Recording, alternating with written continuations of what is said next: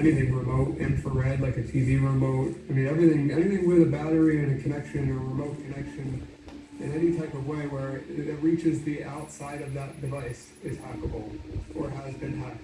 We're talking about the Internet of Things. We're talking about putting chips into physical objects and connecting them to the Internet. And what that does is create a lot of data. And that data can be used for convenience, for efficiency. But it can also be a very attractive nuisance for hackers. And it also doesn't receive privacy protection under the Fourth Amendment in a way that you and I think, would like to see it protected. Big tech has created in surveillance capitalism is more pervasive and more intrusive than anything you could ever possibly. It's more pervasive than Marcus Wolf of the Stasi or Beria of the KGB, the NKVD, could ever possibly anything imagine. that happens in contemporary North Korea. Yes, exactly. Samsung issued this updated warning, or whatever you want to call it, on their products that this may be happening. It's sort of an ominously worded document, right? It was a little ominous. It said, be careful about what you say in front of the television. Try not to have any sensitive conversations in your living room because the TV is going to be recording what you say and sending that data off to another company. People will still close the bathroom stall when you go into the toilet. You still close the shower curtain. We still do lots of things that we expect to have a privacy, but yet people with a regular phone put on their nightstand and are surprised that the microphone is listening. They didn't break in. They didn't need to, because you let them in.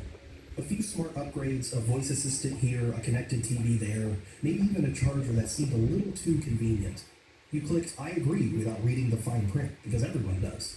But in that moment, you didn't just make your life easier, you opened the door to something else. Now your home runs on data, and it's not just collecting yours, it's sending it somewhere, quietly, constantly, without ever asking again. So think about it. How many devices inside your house are actually spying on you? The answer is more than you think. Anything remote, infrared, like a TV remote. It goes for projectors, audio devices, ceiling fans. I mean, very simple stuff, along with access control badges, anything sub-gigahertz, like key fobs or remote controls for anything, parking gates, so much. Everything. You think you're alone in your living room while the TV's on standby and the remote is just sitting there on the couch. But what if that remote, the one inches from your face, is constantly collecting data? In 2015, Samsung quietly dropped a line into their smart TV manual. Not a bug warning, not a battery tip. A sentence that read, if your spoken words include personal or other sensitive information, that information will be among the data captured and transmitted. They weren't warning you about a glitch. They were admitting the remote could hear everything. It was a disclosure, legal protection for behavior they knew would raise questions. And it did. The story exploded after The Guardian reported on it. The Electronic Privacy Information Center, or EPIC, filed a complaint to the FTC. They accused Samsung of collecting user voice data without proper disclosure or consent. And the EFF went further, comparing it to something straight out of 1984. The warning? Don't talk about personal matters near your television, ever. And what can happen if you leave your remote lying around? I mean, anything with a battery and a connection or a remote connection in any type of way where it reaches the outside of that device is hackable or has been hacked. Anything remote and connected to a network, just like your TV remote, can be easily hacked to get all your personal data. Even if you try disabling the mic in your remote, for a second, it looks like it worked. The voice command icon disappears. But that's just for show. The system doesn't stop listening, it just stops responding to you. What you've disabled isn't the microphone, it's the trigger. The hardware stays active.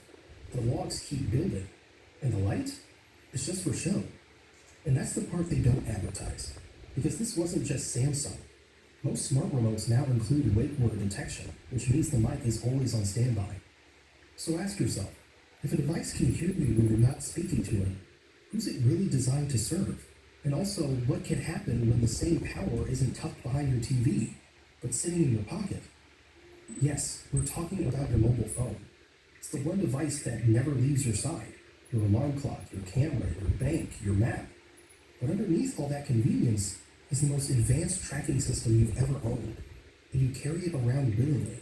You don't need to open an app. You don't even need to touch it. Your phone is collecting data all the time, whether it's in your hand, on your nightstand, or stuffed in a drawer. Here's what your phone is doing while you're asleep. So what happens to those recordings? Well, we've been doing a study following our device, a Google Mobile Services phone, any Android running Google Mobile Services, which is all of them, or an iPhone, and at about 3 a.m., we're seeing a spike of data leaving the phone, about 50 megabytes. That is basically that phone dialing home to the mothership, exporting all of your goings on, All your pillow talk is going to pillow talk, whatever. We think of our phones as passive tools, but they're not. They watch, they listen, they predict. People often joke, my phone heard me when an ad pops up seconds after a private conversation. But when thousands of people experience this, maybe it's not a joke at all. And it's not just what you say. Your movements, your browsing, your app habits, everything builds a detailed fingerprint of your behavior, a digital version of you, constantly being tracked, bought, and sold without your permission. That's why I use Incognito, a subscription service that removes your personal data from hundreds of data brokers that collect and resell it. The process is super simple. You create an account using only the personal info you want removed. Then, you give Incognito the right to act on your behalf. After that, you can sit back and relax. Incognito will do the rest, automatically contacting data brokers and making sure your info is wiped from their systems. I personally see my data removed, and with how aggressive tracking has become, it's one of the easiest steps you can take today to protect your digital life. Take your personal data back with Incognito.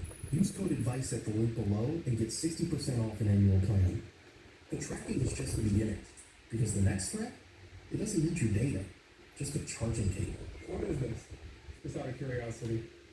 This looks like something I would use to charge my phone. Yeah. With a charger, yeah. And that's, so I have every single charger you can imagine and all of them, right? So actually what this is, the reason why I have this little orange thing here is because there is no way I'd ever know that this was a charger. I'm sorry, that this was not a charger without this orange tag, because it is that perfect.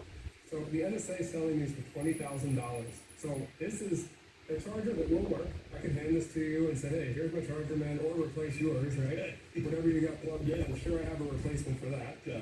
You bring this home, it could act like a charger forever, but as soon as this plugs in, inside of this tiny little plastic right here, this inside of this is a Wi-Fi chip, a mini computer, and this thing emulates a keyboard. It can type at 860 characters per second. That's what makes it so dangerous.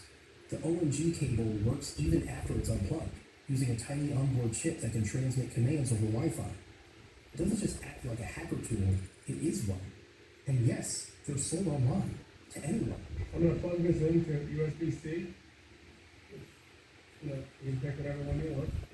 That's plugged into USB-C. This side, I'm not going to connect to anything. I could charge my phone with it. I could do whatever I want with it. But what I'm going to do is on my phone, I'm going to go to Wi-Fi. I'm going to click OMG. Now it's created a network from this cable that's plugged in. It's not plugged in. We don't have an OG network here. No. No, and this is not plugged into anything. So this is creating a Wi-Fi network. Yep. I'm going to go to it in my browser, and then I have an interface here that I can connect with. So I'm going to go in the file menu, I'm going to load payload 1. There we go. All right, so ready? Now I'm going to hit build and run, which I could be very far away from the computer. This is just showing an example of it. See how fast that's typing? What's it doing? It's typing PBD podcast, and 0 day was here. Get out. So that could have been anything. Yeah. That could have been a malicious command, that could have been a virus that it downloaded, that could have been anything that I wanted it to be, and I have now remote control over this cable, and if I plug right into my phone, plug into my phone, charging. You have no idea that there's this implant is in your house. NG, the creator of the cable, confirmed that modified versions have been tested on iPhones, Androids, Windows laptops, and even car diagnostic systems. The attack happens instantly, often before you realize anything's off. And if a single cable can do that much damage, what do you think a Wi-Fi connected light bulb is capable of? You screw it into a lamp, you open an app, suddenly your room is bathed in blue light, synced to your playlist, and dimmed just right for the evening. That's what smart bulbs promise, comfort and convenience. But what most people miss is that every one of those bulbs is also a potential entry point into your home network. A light bulb shouldn't need Wi-Fi, but when it does, hackers start paying attention. Watch how a standard smart bulb can be hijacked to monitor your network. This light bulb can monitor your Wi-Fi network and steal your password. Check this out. Now I'm going to put this bulb inside of a regular lamp, and it turns on like a regular bulb. As soon as the bulb receives power, it creates a Wi-Fi network that I can connect to. And here's the panel. I can choose from other Wi-Fi networks. I'm going to choose my own, select the monitor option, and now we have a bunch of what appears to be random data. I can download this file, and I'll show you what that can do. There are many things you can do with this bulb, including determining if someone is home with Bluetooth Low Energy, cracking your Wi-Fi password, or in my case, showing an insecure camera stream that runs over HTTP. I extracted the PCAP file into a tool called Wireshark, and now you see there's frames. Don't get intimidated. Watch what happens next. Constructing all them frames from Wireshark now shows a live view of my backyard because the camera is transferring over HTTP. It doesn't just pull data from your Wi-Fi. It can analyze traffic, log what's happening in your system, and even act as a launchpad for further attacks. And the worst part? It still dims on command, still changes color when you say so, all while quietly cracking the digital lock behind your firewall. In 2020, Checkpoint Research exposed a critical vulnerability in Philips Hue smart bulbs. They showed that by compromising a single bulb using the Zigbee protocol, an attacker could infect the bulb, jump into the lighting hub, and from there, into the user's phone, and finally into the Wi-Fi router itself. From a mood light to a full network access in just a few silent hops. And the scary part is, most smart bulbs often ship with weak or no encryption. Some even use outdated wireless protocols and retain your network credentials. Most brands favor easy setup over actual security, which means your light bulb might be flashing signals to someone who isn't you. And if a light bulb, something that's only supposed to glow, can be turned to a back door, what do you think is possible with a screen that sees, hears, and streams everything? It starts the second you turn it on, not just the show, but the tracking. Your smart TV doesn't just know what you're watching, it knows how long you hovered before you clicked. It knows when you paused, it knows when you walked away, and that's not a bug. That's the whole point. In one chilling demo, a cybersecurity expert pulls up a seemingly harmless smart TV, but behind that clean interface, there's a lot more going on. The smart TV has a webcam and a microphone, he explains, and it can be turned on without you ever knowing. He moves through the settings, revealing just how easily hackers can hijack the TV's hardware, turning it into a surveillance device aimed directly at your living room. What's really eye-opening here is you watch your TV, but with this hack, your TV can watch you. Show us how that works. So one of the things that we were able to do with the Smart TV platform was actually abuse the browser to the extent that we could actually gain access to the camera that's built into the TV. And so what we can prove here is that with a little bit of extra code, we can turn the camera on in your browser. And while this is evident to you right here because we designed it that way, this is something that we can do invisibly and actually have the camera running behind the web page that you're looking at. So what this means is I could be sitting here watching TV from my bedroom, and you could be anywhere in the world looking at this image of me watching. I could be sitting on a laptop in a cafe in Paris, and as long as I have a network connection, I'd be able to get into your TV. And That's the kind of scary things about it is that it doesn't actually give any indication that the camera's on, and there's no little LED that shows up when the camera's on. So it could actually be watching you without even know. The backbone of it all is something called automatic content recognition, or ACR. It doesn't just log what you stream, it scans everything on your screen, from Netflix and YouTube to HDMI inputs. It fingerprints each frame, tracks how long you watch, when you pause, when you skip, and quietly sends it all out. Not just to the TV brand, but to third-party servers, advertisers, and data brokers paying for access to your habits. Most of the time, it's running in the background, buried behind settings you probably never touched. In 2017, Vizio was fined $2.2 million by the FTC for secretly using ACR to spy on over 11 million TVs. Users weren't warned. The setting was enabled by default, and the data? Sold, ripped straight from your living room without a word. Today, many modern TVs still ship this way. Some even include cameras and mics buried behind menus with vague labels like experience enhancement. If your smart TV has a camera on it, or like the new Facebook Portal, which is a TV-like device, it's a smart screen with a camera on the front of it. Many of the Alexa devices sold by Amazon also have cameras on the front of those. So whether it's a TV or just a device with a screen, yeah, you want to make sure that little slider is covering the camera and that the microphones are also physically covered. Now, the new Alexa devices sold by Amazon have what they call privacy protections built in. You want to make sure that you are covering your device camera with tape yourself and that you're covering those microphone holes. If you want this to be truly offline, also make sure you unplug it. And most people never turn them off because they never know they're on.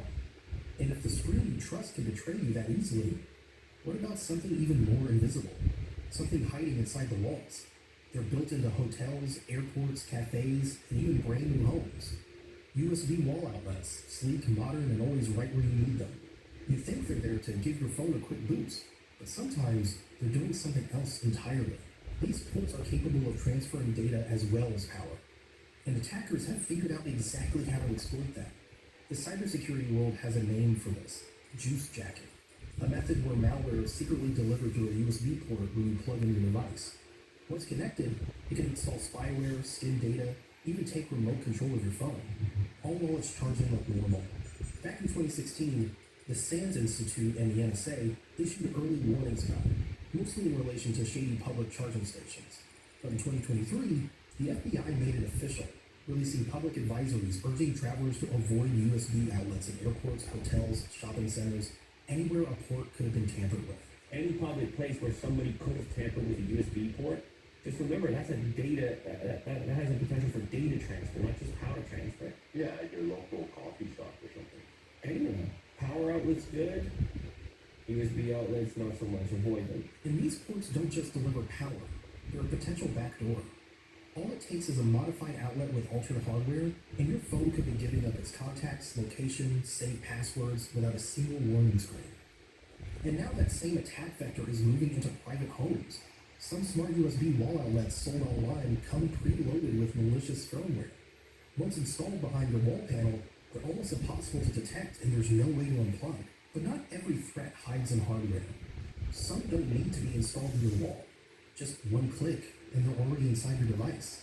You click a link in private mode, but private doesn't mean anonymous. In that moment, you might be inviting more than a video to play. It could trigger keyloggers or trackers to slip quietly into your device. And this isn't hypothetical. Researchers from Norton Labs and McAfee have documented cases of malware distribution through adult sites, often disguised as video enhancements or innocuous plugins. And once installed, these programs can remain hidden for weeks, tracking your keystrokes and browsing history, even in incognito tabs. That private moment can quickly become a public record. Even John McAfee reveals how hackers, through sophisticated scripts embedded in adult websites, can silently download Android browsers into your systems and wipe out your bank account. Every pornography site in the world, if you've ever, I'm sure nobody here has ever looked at pornography, but if you have keystroke locking software. How do you think they make their money? See, this is the issue. It costs millions of dollars to maintain this massive databases and have the bandwidth to disperse this pornography. And yet, you don't pay. Yes, you'll pay. The instant you visit the site, if you have an Android, for example, the site runs a JavaScript which sets the download unauthorized application flag. The very first video that you watch, you now, because that's a click-through, you clicked, you did something. So yes, I'll do this, yes, I'll do that. Downloads, first and foremost, a remote rooting function. If it's an iPhone, a remote jailbreaking program. All can be remotely rooted now. After it's rooted, they download a keylogger, and all this takes just a matter of seconds. And from that point on, somebody is watching every single one of your keystrokes. Now, people pay these pornography sites for the ability to put their keylogging software on their phones. Now, why has this not happened to you already? Because hackers are not stupid. In order to take something, they have to download additional software. If they only take 400 or 500 people's bank accounts in one day, then the next day, the white hat hackers are going to say, this is how they did it. Everybody, you can protect yourself. No, They're going to wait until one day this year or next year, and 100 million people in one day are going to have your bank accounts eradicated, zero balance, or your identity will be stolen, or your Bitcoin wallet will be empty. Or maybe they've been watching your keystrokes to see if, maybe you're saying something to a friend or a lover that maybe could compromise you. Maybe they can blackmail you. If they get lucky, you might be a United States congressman or a senator. In which case, now not only do they have money, they have power. According to a 2019 study in New Media and Society, a staggering 93% of adult sites share user data with third parties, even when users believe they're undercover in privacy mode. These aren't just ads. Many of them deploy aggressive JavaScript that can deliver keylogging software and tracking pixels without requiring any clicks or downloads. You type your password, private messages, banking details, and it's all being logged permanently. Android users are especially vulnerable. Certain browsers permit silent downloads, meaning that JavaScript can bypass prompts and install components instantly. All you need to do is visit. One click and everything you type, account info, messages, personal searches, can be scooped up in the background. The result is a trail of digital breadcrumbs that leaves you exposed well after you've left the website. You thought you bought convenience, but what you really got was a network of quiet observers, each one logging, syncing, transmitting. This isn't paranoia, it's the new baseline. In 2025, privacy is something you have to fight to keep. Let us know your thoughts in the comments below. Quick reminder, if you want to protect your personal data, check out Incognito. The link is in the description. All those AI co-pilots don't know your business. What is this lady's issue again? Didn't worry, I'll make a pivot table.